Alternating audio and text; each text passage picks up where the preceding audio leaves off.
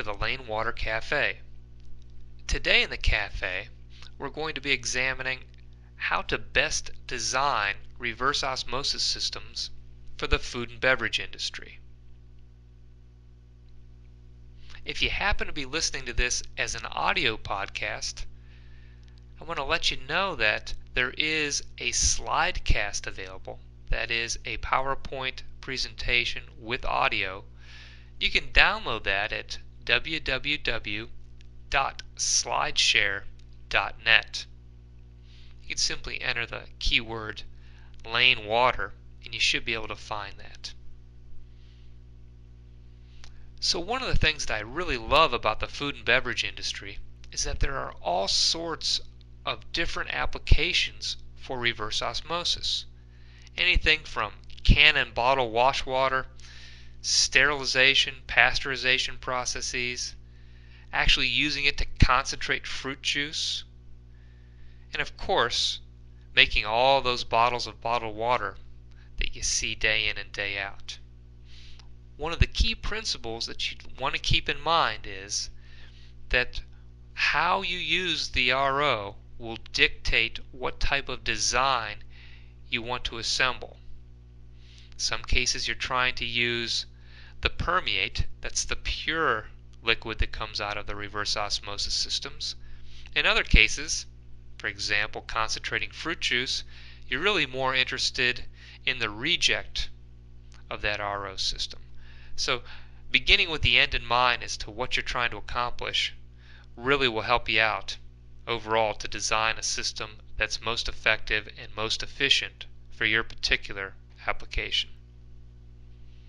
So before we dive into some of the principles of design, let's just spend a moment and talk about osmosis, reverse osmosis, and this concept of net driving pressure. Now osmosis, you may recall from your high school chemistry classes, is when a pure liquid, typically water, diffuses from the dilute side to the concentrated side of a system that has been separated by a semi-permeable membrane. So reverse osmosis is simply reversing that process, going against the natural equilibrium driving force. And to do that, you need to overcome what is known as the osmotic pressure. And to do that with any type of volume of water passing through, you really need to use a considerable amount of pressure. A typical RO design for a food and beverage industry is going to run somewhere between 2 and 450 psi. There are four main components to any RO system, and they're defined as the element, the array, the stage, and the pass. RO elements come in four basic varieties: spiral wound, hollow fiber, large tube, and flat plate. Now each of these has advantages and disadvantages and is more applicable to different types of applications.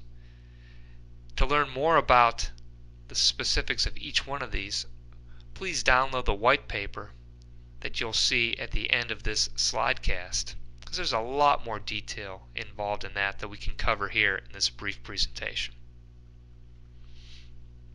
So an RO array is how the elements are grouped together.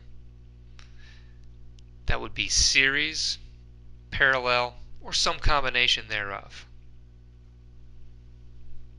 An RO stage is defined as a series of elements linked together such that the reject, again that's the concentrated water or product from the first stage, becomes the feed water going into the second stage. This is done to reduce the amount of reject that's obtained, a lot of times that's the wastewater, and to increase the total recovery from the RO array.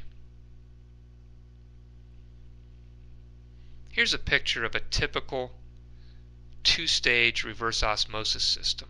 You have your feed water coming in, you have two elements in parallel in stage 1. The reject from those two elements is then being fed into stage 2 as its feed water, and reject is going to waste out of the second stage. Now an RO pass is an arrangement of elements where the permeate from pass 1 becomes the feed water of pass 2. Now here the object is to get a higher purity product, which is in contrast, if you recall, to the staged approach where the object was really to minimize the amount of reject. So here we have an example of a two-pass, two-stage RO system. It's a pretty typical design, and it really offers the best of both worlds, where you are getting a higher purity product by virtue of the two passes, and you're minimizing the amount of waste generated because of the two stages. To give you an idea, kind of a round number idea as to what a multiple pass system can do in terms of purifying water, look at this table. We're starting with feed water with a conductance of 400 microsiemens per centimeter, and by the time we reach the third pass, that conductance has dropped to 0.5 microsiemens per centimeter. A pretty considerable drop. Looking at the effect of multiple stages, again, multiple stages, looking at reducing the amount of reject, we're taking that same stream that started at 400 microsiemens, but now look, that has been concentrated to 21,320 microsiemens, and the flow has dropped from 400 GPM all the way down to just 7.5 gallons per minute. A pretty tremendous drop.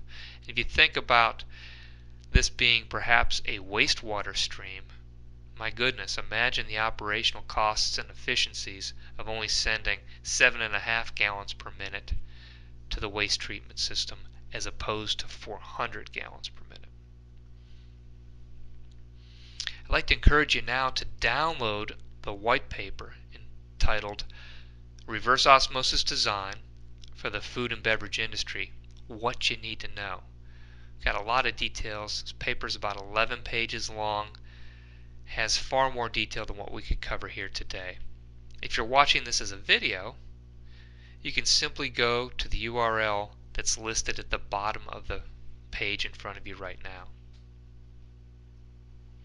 To wrap up, why choose Lane Christensen for your food and beverage reverse osmosis application?